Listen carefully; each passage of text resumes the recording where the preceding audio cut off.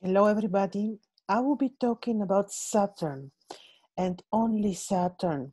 He is so important now, especially now, because we know that Saturn is behind the great changes which are happening to each one of us, to the world, to each and every country. Saturn is one of the main reasons, of course. That's why when we understand well his nature, we will also be able to work with his energies and help ourselves enormously. Because before I would think that we do come with our destinies, that we can never change. But this is not true, because the more we understand, the more we awaken, if you want, the higher we vibrate, the more we can change. Therefore, understanding of the natures of the planets, especially the malefic planets like Saturn and Mars, is very, very important. So I promised you in previous video, and some of you reacted with interest, to describe the nature of Saturn from very ancient perspective, the one of the Sumerians and the Babylonians. As you know, the civilization of Sumerians and the Babylonians is very, very ancient. The Sumerians are before the Babylonians. They would use the same script, the same written language. They would use the cuneiforms. You know, there were these tablets that they would scribe upon with specific tool. And the Sumerian writing system was later inherited by the Babylonians, but then they would speak Akkadian, and with the same writing system, they will express different language, which is the basic language, the Semitic language now of the Arabs and the Israelis. So this is just to mention how ancient our sources of information are. Of course, they are scarce because not everything was translated.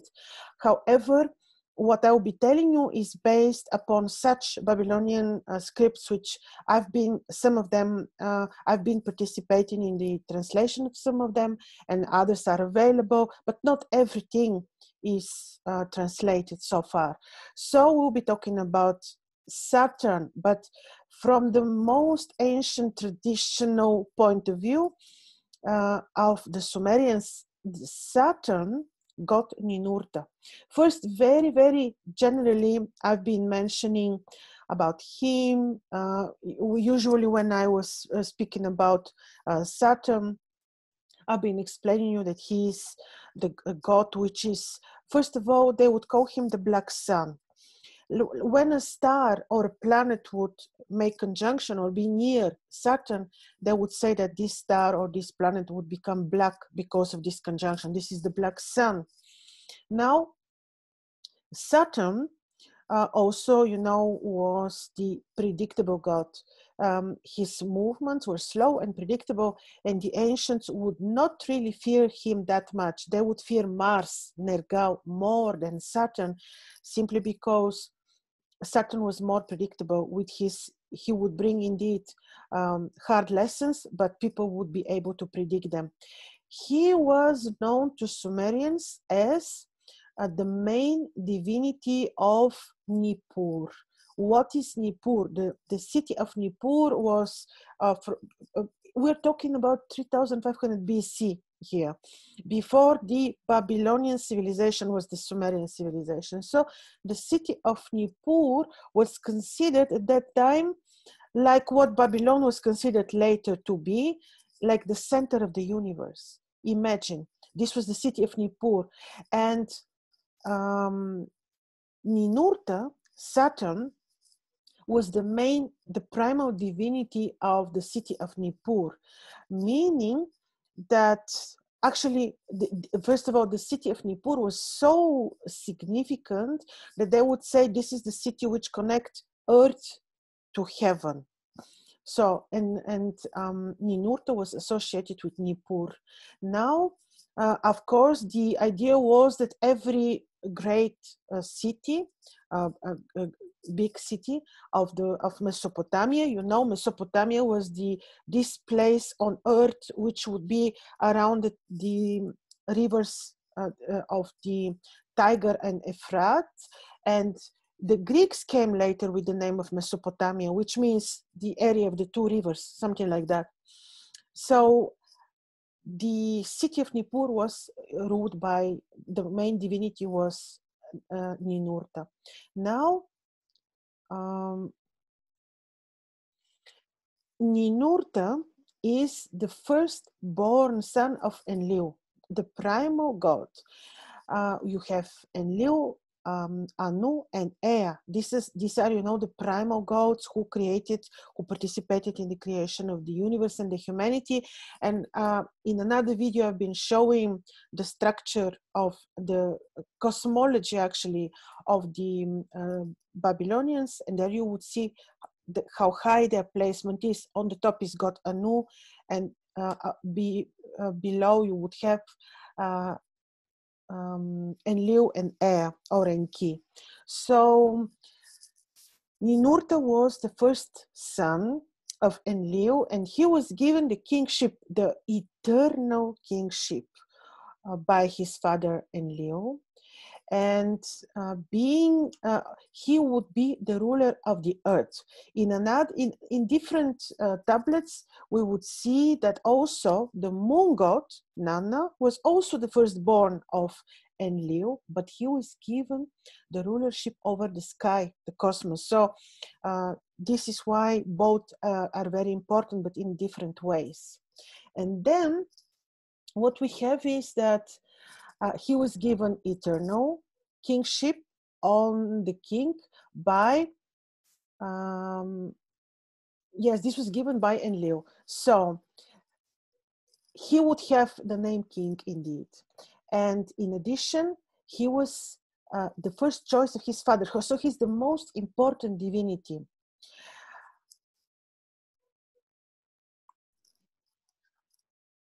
So being the son of Enlil, he is, of course, one of the main 7 gods on the pantheon of the Babylonian pantheon of gods, but also he is deciding on the destinies of people.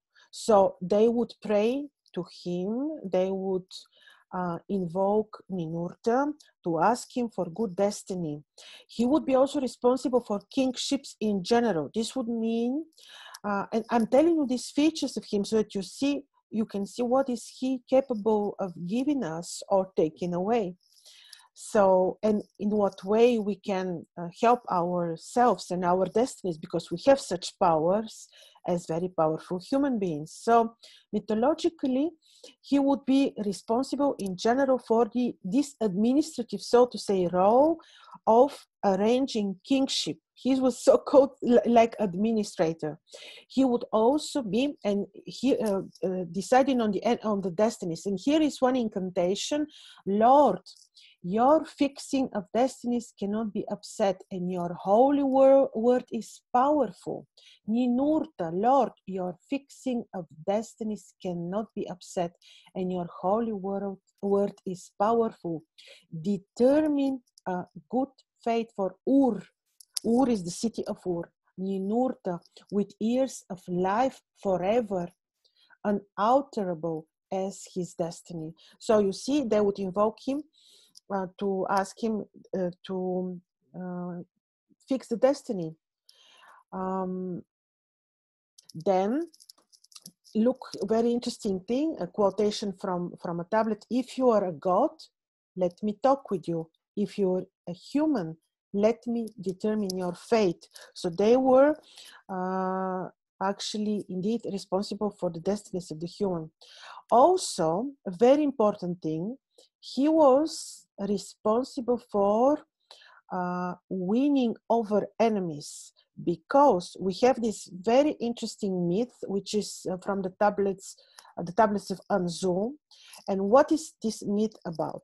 The mythological story is that god Enlil has his servant giant bird Anzu, who in some of the texts would have lion's head and was wings and was a giant bird.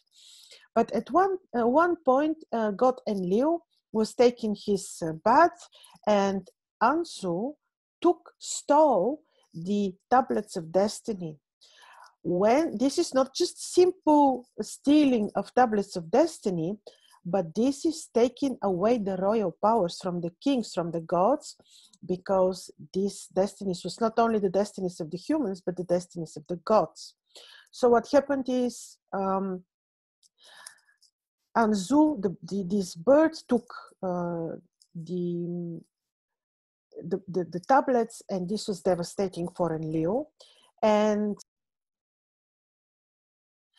these were not, as I said, simple tablets, but they would prove to have godly rights and power. So the one who possesses them would be God above the gods. So here is the thing: the gods, the other gods of the pantheon of gods at that time, would not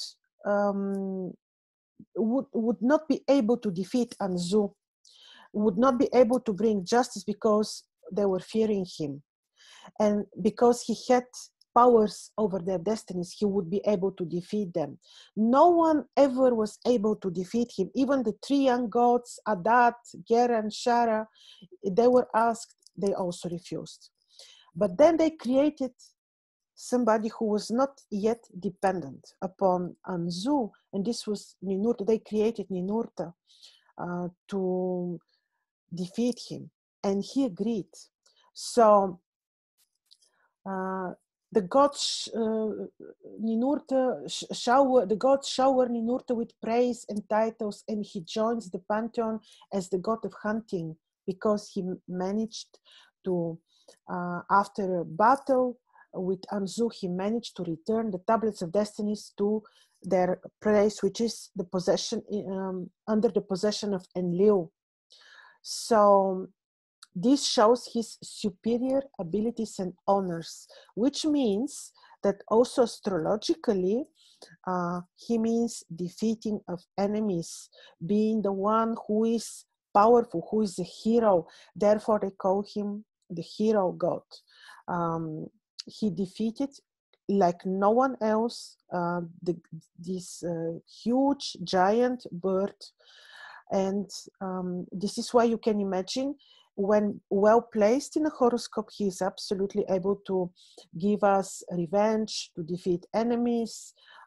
He can give power, he can give courage. So this is amazing feature of Ninurta, Saturn.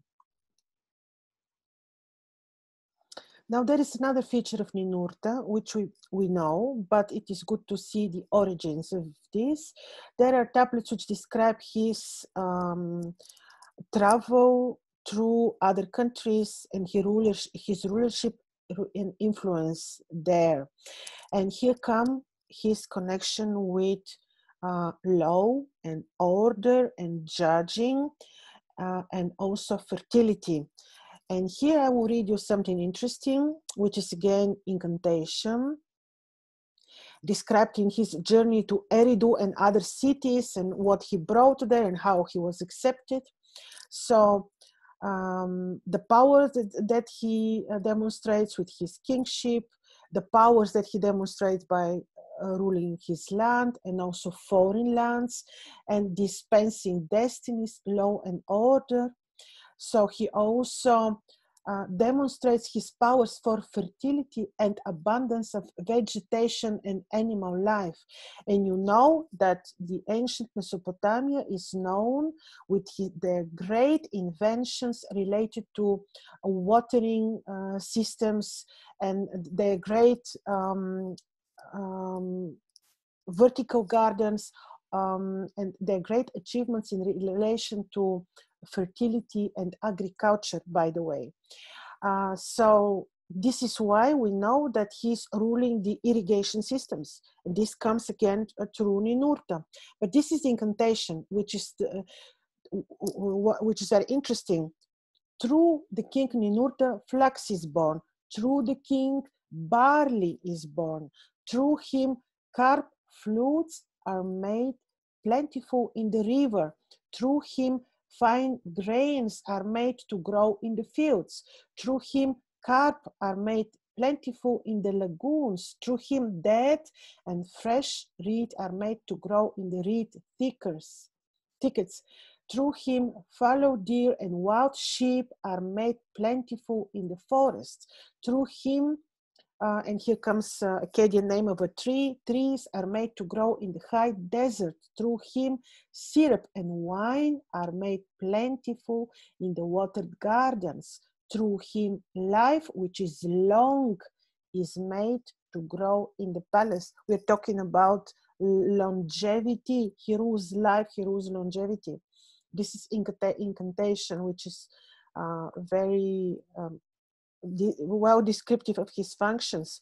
So you see, Lord of Wisdom, Lord of Revenge, Lord of Power, Lord of whatnot. This is Ninurta, divinity, the primal god from the pantheon of the ancient Mesopotamians, which is ruling what I just described to you.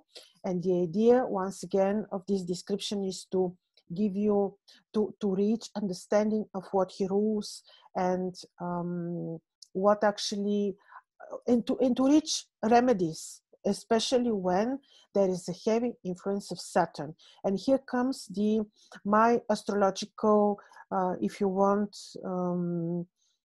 reasoning after what I just told you based on the Mesopotamian myths. Of course, there are other mythological stories, Ninurta and the Tarto and whatnot, but this was the most important, what I just told you. And now, astrologically, see, obviously, Ninurta is the divinity which rules the planet Saturn. Of course, if you feel more connected with the more contemporary mythology, astrology, astronomy, like the Greek one, then you can certainly think of the features which Saturn receives through the god Kronos, or the later rulership directly by Saturn. This is the Roman then mythology. So we look at the most ancient origins as far as we can get. Of course, we can look even before that at the Thracians and so on, but we have not enough information from them. So Ninurta, Saturn. So as you see, there is a way to understand his energies, and we have idea on based on how Saturn is placed in the horoscope, on what he can denote to the person or even take away, or what types of lessons he brings. We understood that he rules the destinies of people, destinies of gods. He's the one who gives power, he's the one who takes away power, he's the one who judges, he's the one who can give, just gives and takes, and he's the one who rules time, and he's the one who rules longevity. So he's very, very important. So this kind of covers what in our modern times we understand from the influences of Saturn, but gives deeper explanation. So imagine first, what is the basic concept of the dignities, the powers of Saturn in the horoscope, according to the Babylonians. But here I mean the fixed ancient Babylonian sidereal zodiac, the hidden place of Saturn, meaning the exaltation position of Saturn, of course, is in Libra. And of course, his fall, then meaning his weak position, would be in Aries. Of course, he rules Capricorn, so he has his throne in Capricorn, and then he will be not well placed, obviously, in Cancer. This is sidereal. When you look at the tropical zodiac, these exaltation points may work, but not with that power for sure, because the sidereal zodiac is Babylonian, and is used, of course, by the Vedic Indians, and is very astronomical, very straight to the point, very simple, because what you see on the sky, this is what you see in this very zodiac. So you can imagine also that Saturn traditionally is diurnal, daily planet. So when the person is born in the day, Saturn will be more benevolent. So how we look at his placement here is very, very important, because you can imagine a person is having exalted Saturn or Saturn placed in benevolent house, which will be the house of the good fortune. Astrologically, this is the 5th house in astrology, or the house of the good spirit, which would be the 11th house in astrology. And imagine ideal situation when this same person is born in the day. What is this Saturn denoting to this person? So we're saying, imagine situation, Saturn in the 11th house, the person is born in the day, and 11th house is ruled by Libra.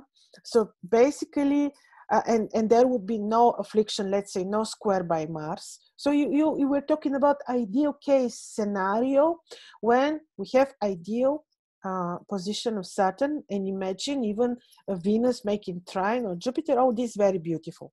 So in this ideal situation, what will be typical for this person?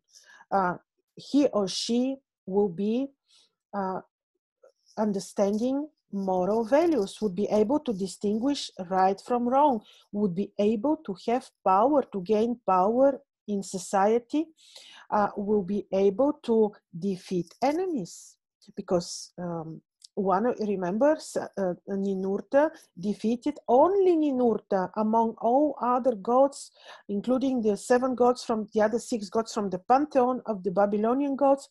Only Ninurta managed to defeat Anzu, the giant demonic bird. So such person will be able to, with the blessing of Ninurta, to gain power in society, also to have abundant finances, because this placement of the 11th house, the 5th house, they are directly related to gains. So you can see that Saturn can give power, position in society. The person will have understanding of moral values, will be keeping his or her word, will be respecting others, will be having power over his or her destiny, you can see. And then imagine, and this person will never say deviate from the truth, because we're talking about well-placed Saturn. And then you can imagine person who will have, let's say, Saturn will be born at night, fallen Saturn, let's say either in Cancer or peregrine, meaning Saturn without any specific dignities, or affliction, or Saturn afflicting Mercury or afflicting the moon, whatnot. Then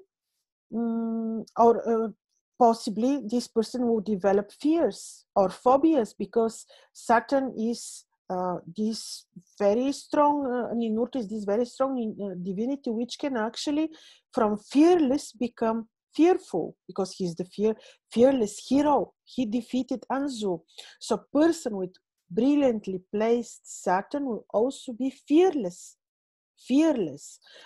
Person with badly placed Saturn afflicting other planets like Moon, like Mercury, will be fearful, will be most probably not keeping word, not being disciplined, deviating from the truth. This is when Saturn is badly placed.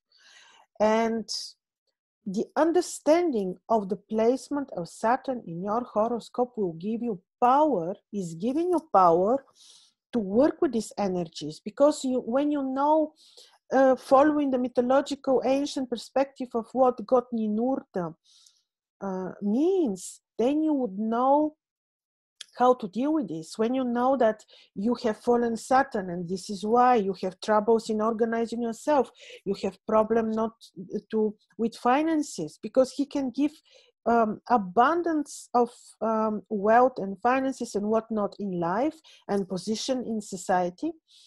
And then you know that when you have afflicted or badly placed Saturn, and you have issues with the issues which I described, then you know how to work with these energies. You know that you may need to